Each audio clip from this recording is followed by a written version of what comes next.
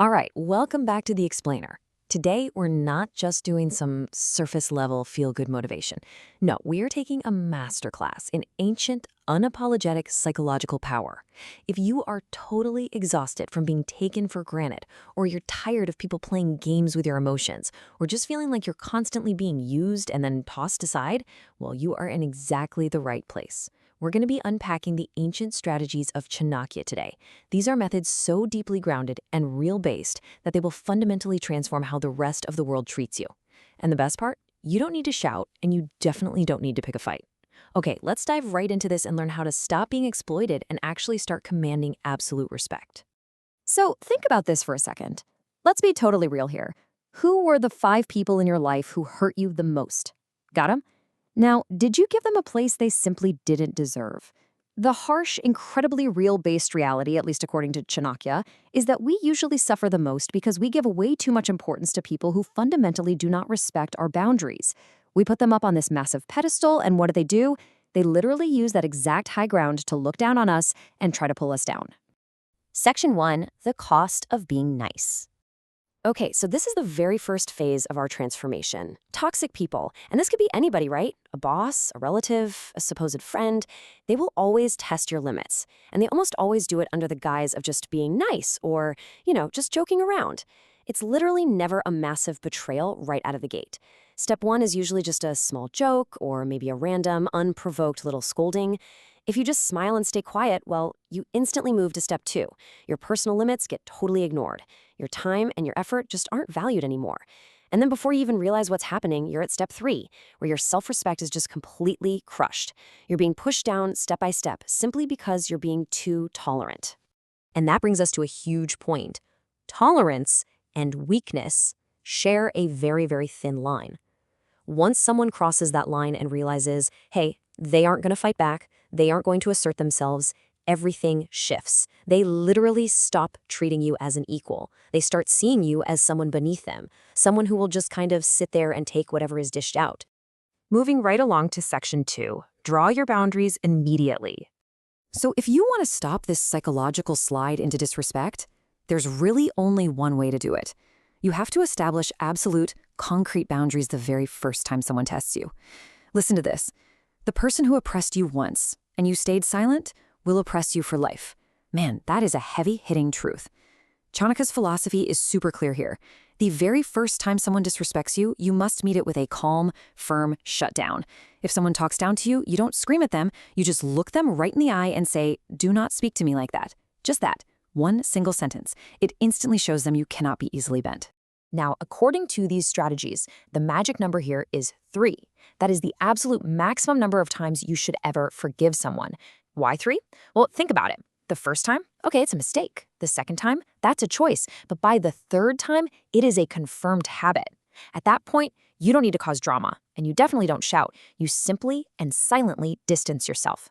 It's actually your silent withdrawal that reminds them of your worth.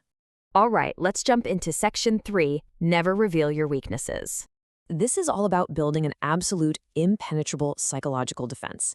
I mean, we all like to think the world is a super empathetic place, but the real base truth, the world is looking for opportunities, not sympathy. Your inner fears and your past traumas, your financial status, your free time, and your deep emotional attachments, you absolutely must keep these things completely hidden from the general public. Revealing this stuff, it just gives toxic people the exact weapons they need to blackmail you, control you, or emotionally manipulate you. Think about it. If they know you have a bunch of free time, they'll steal it. If they know your deepest fears, they're going to play on them.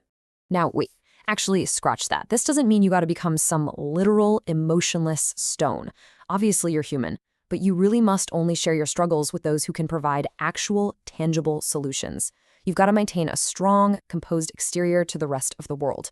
It sounds kind of harsh, I know, but people naturally play with the weak, and they respect the strong. If you maintain your composure, you maintain your power. It's that simple. Section 4, the power of silence. Honestly, this is probably the most mysterious and definitely the most effective tactic we're going to cover in this whole explainer. Silence is actually far more terrifying to an aggressor than you shouting back at them. The weak response, that's getting angry, arguing, over-explaining yourself. Doing that just proves to the attacker that they have control over your emotions.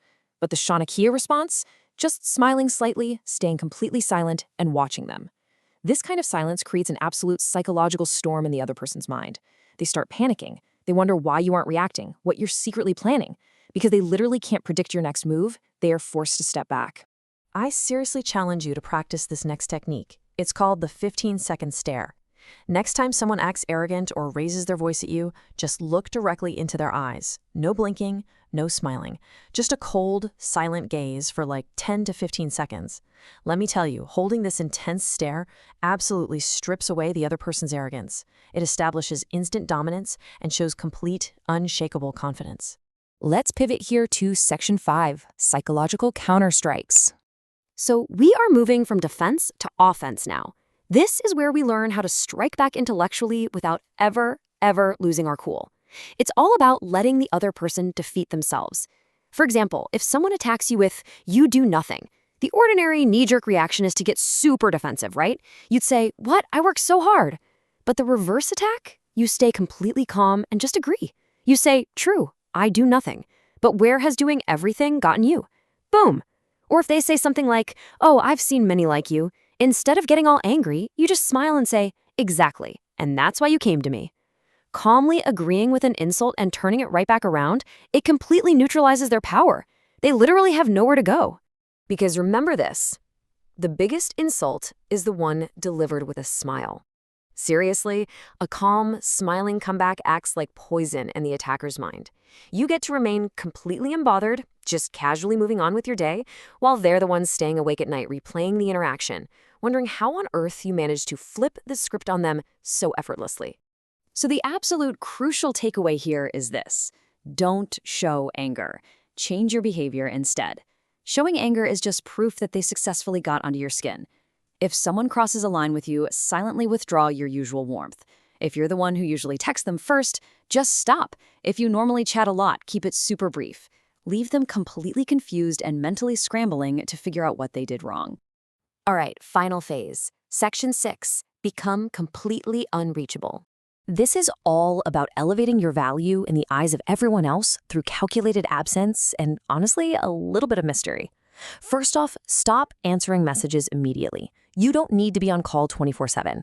Pull back from oversharing every tiny detail of your life on social media.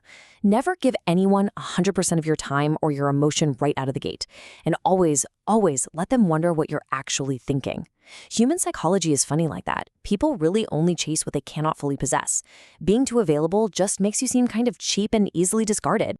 Let's break down this hairily rootless but incredibly real-based rule.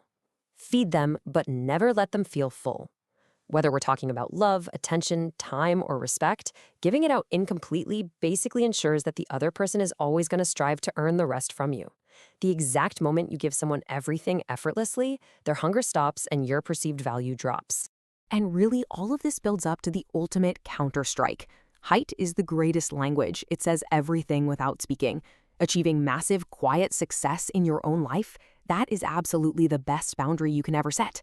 When you actively elevate yourself, financially, mentally, physically, people just naturally fall into line. They look up to you, and you don't even have to say a single word. And right at the foundation of that height, it's the power of no. The ability to simply deny requests is what creates scarcity. You've got to stop being a default yes person to everyone, your bosses, your partners, your relatives. When you actually possess the genuine power to say no, suddenly your yes carries immense, totally undeniable weight. Okay, we've covered some pretty intense, extremely real-based psychological strategies today. So I want to leave you with this final kind of provocative thought. Are you going to continue to be played like a pawn, or will you actually use these strategies to dictate your own worth? Look, you are the architect of your own boundaries. So take these insights, stay silent when you need to, stay strong, and start commanding the respect you absolutely deserve. Thanks so much for joining me on this explainer, and I'll catch you next time.